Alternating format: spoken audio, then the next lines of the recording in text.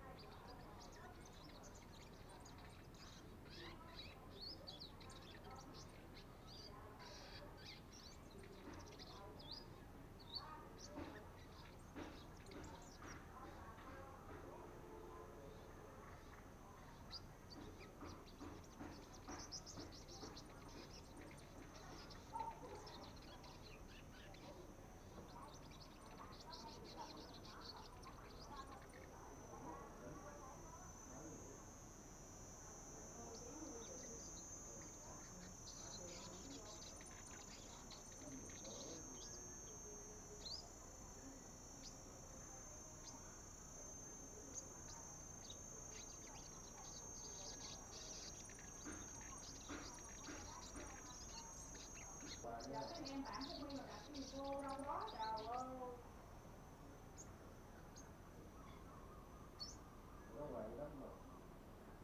Linh nó ổn thằng học sinh nó luôn. Nhưng mà giữa chuyện mà chơi game giết lại người của mắt thì lỡ thì thôi không luôn thì không lắm nữa. Có người Linh là Linh học hai lên học tới 12. Mà trước thằng Linh còn thằng nữa. Trước thằng Linh còn thằng nữa. Quên tên nữa rồi. Nó ngoan gì đó.